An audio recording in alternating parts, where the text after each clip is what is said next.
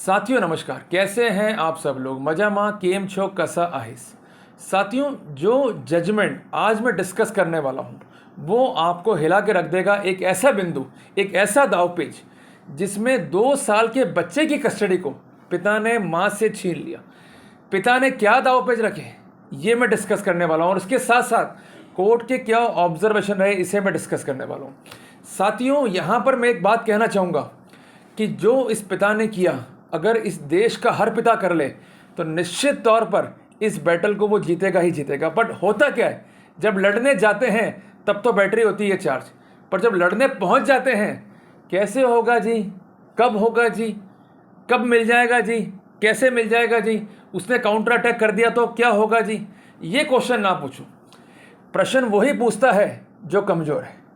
हिम्मत वाले तो करके दिखाते हैं और इतिहास बना देते हैं, तो हमें भी इतिहास बनाना है और जो इस बाप ने किया उसके नक्शे कदम पे चलना है। निश्चित तौर पे बच्चा आपको मिलेगा ही मिलेगा। साथियों, इस सक्सेस स्टोरी को सुनने में जितना आपको मज़ा आने वाला है, पर जो यात्रा इस पिता ने करी, अगर उसकी स्ट्रगल स्टोरी को समझ लिया तो आपको ये मालूम पड़ जाएगा कि हम कहाँ खड़े हुए हैं। साथियों, अक्सर ऐसा कहा जाता है कि पापा कहते हैं बेटा नाम करेगा, पर यहाँ तो बिल्कुल ही उल्टा हो गया। यहाँ तो पापा ने ही इतिहास रच दिया। सबसे पहले समझते हैं मामले के तथ्य और उसके बाद आएंगे कोर्ट के ऑब्जर्वेशंस पे।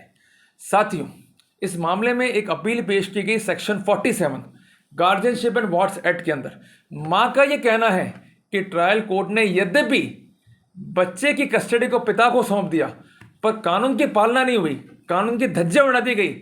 ऑर्डर पूर्ण रूप से इम्प्यून्ड है। It is liable to be set aside, it is liable to be quashed. ऐसे क्या तर्क थे कानूनन जो कोर्ट ने कंसीडर नहीं करे, इसे भी जानना जरूरी है, क्योंकि उनका सारा अटैक यही था कि कोर्ट भावनाओं में बह गया है, कोर्ट ने लॉ से परे जाके फैसला कर दिया है। तो अब समझते हैं कि क्या क्या कानूनी बिंदु वाइफ के द्वारा कोर्ट में रखे गए। सबसे पहला बिंदु जो रखा गया वो ये था कि बच्चे की एज जब कस्टडी का केस फाइल किया गया तब 5 साल से कम थी। जरा गैस कीजिए क्या एज होगी। कोई बोलेगा 4.5 साल, कोई बोलेगा 4 साल, कोई बोलेगा 3 साल। बच्चे की एज थी मात्र 2 साल। कानूनन ये स्थिति भी दी गई है कि अगर बच्चे की एज 5 साल से कम है तो उस पर्सपेक्टिव में कस्टडी माँ के साथ ही रहेगी, उसे कोई भी जुदा नहीं कर सकता। पति या उसके घर वाले कितने ही केस कर लें, पर कस्टडी हर सूरत में माँ के पास ही रिटेन रहेगी। पर कोर्ट ने इस पर्सपेक्टिव को नहीं देखा, एक ऐसा पर्सपेक्टिव जो कानूनन रूप से मैंडेट था, जिसकी प्रक्रिया की पालना सुनिश्चित करनी थी, जिस कारण जजमेंट जो है वो इम्प्यून्ड है, जजमेंट जो है इलीगल है, and that's why it is liable to be set aside. साथियों, जो तर्क रखा गया वो काफी इंपॉर्टेंट था। मैं इसको एक बार इंग्लिश में रीड करता हूं, फिर आपकी सुविधा के लिए मैं इसको हिंदी में समझाने का प्रयास करूंगा। क्या तर्क था? ही सबमिटेड दैट, देखो कितना अच्छा सबमिशन देने की कोशिश कर रहे हैं। Despite of her efforts to get the custody और visiting of the child, she has been deprived.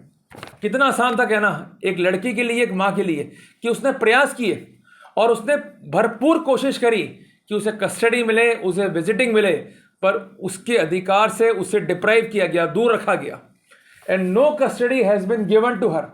He submitted that she is a working women, उसके पास पैसा है, ठोस पैसा है, and she could have a good care of the child, and apart from that she is staying with the parents and she is having a very good family culture. तो ये तर्क दिया गया।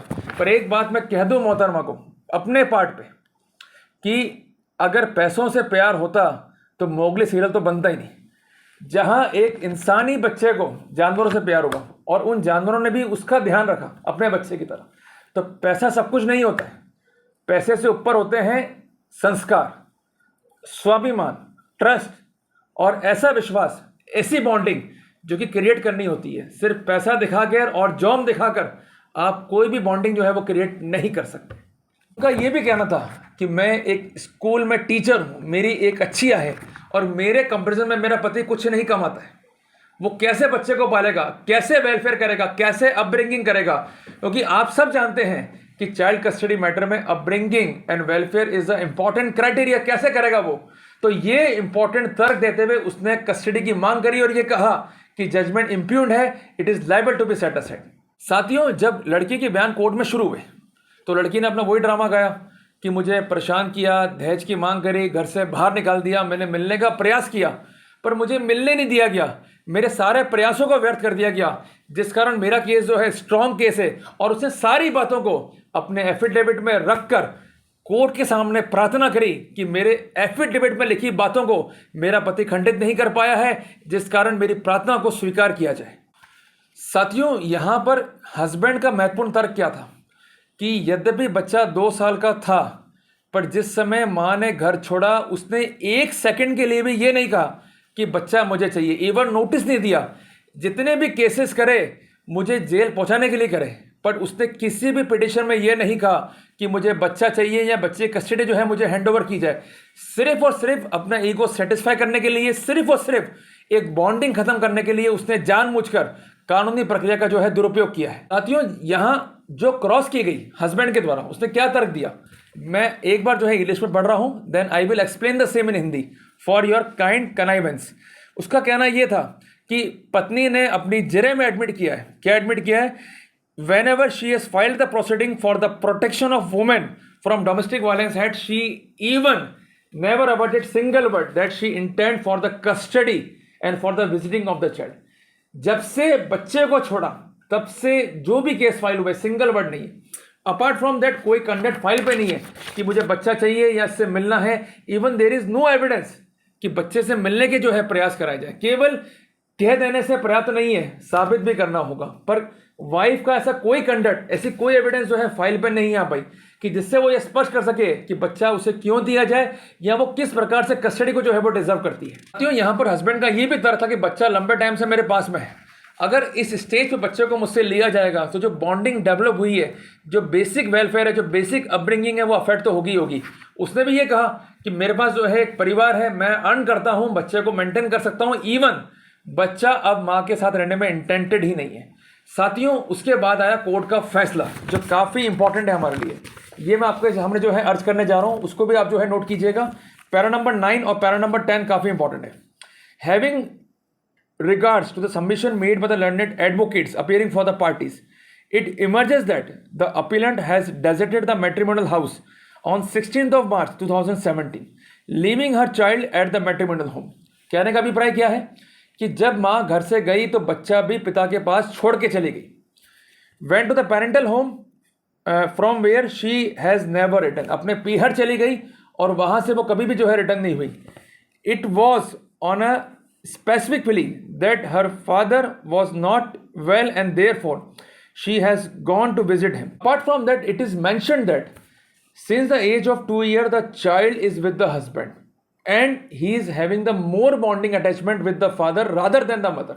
तो उसका जो अटैचमेंट था वो ज़्यादा डेवलप हुआ अपने पिता से रादर देन द मदर। ये कोर्ट का जो है फाइंडिंग था। और कोर्ट ने अदर फाइंडिंग्स को जो है दरकिनार रखते हुए केवल ये लिख दिया कि चूंकि एक स्ट्रॉन्ग बॉन्डिंग है और माँ किसी भी रूप में अपना क्लेम रख नहीं पाई है, जिस कारण कस्टडी जो है पिता के पास रखी जाए और पिता एलिजिबल है, यद्यपि कानून में यह स्थिति है कि बच्चा जो है 5 साल से कम है।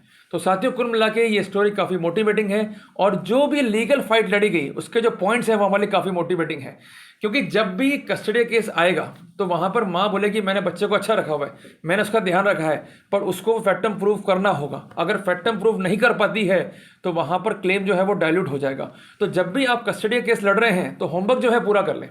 आप बच्चे के प्रति आपकी ड्यूटीज़ क्या हैं उसको बताएं, मैंने ये ड्यूटीज़ करी है। कोई आपने सेविंग्स करी हो उसको बताएं, कोई मेडिक्लेम पॉलिसी ली हो उसको बताएं, आपने बच्चे के लिए कोई खिलौने भेजे हो, कोई गिफ्ट्स भेजी हो, कोई ड्रेस भेजी हो उसको बताएं, और उस पर रिएक्शन क्या है अपोजिट पार्टी की उसको बताएं।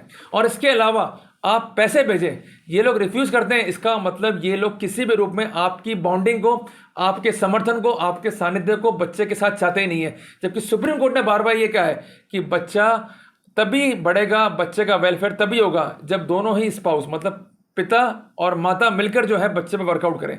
तो कुल मिला के एक इंपॉर्टेंट लीगल अपडेट है, आपके लीगल राइट्स को लेकर है। अगर टॉपिक आपको अच्छा लगा तो वीडियो को लाइक और शेयर जरूर करना। तो लड़ो मजबूती से, तभी अपने राइट्स को जो है इन्फोर्स कर पाओगे। साथियों, मिलते हैं एक नए टॉपिक के साथ, तब तक के लिए जय हिंद, जय भारत।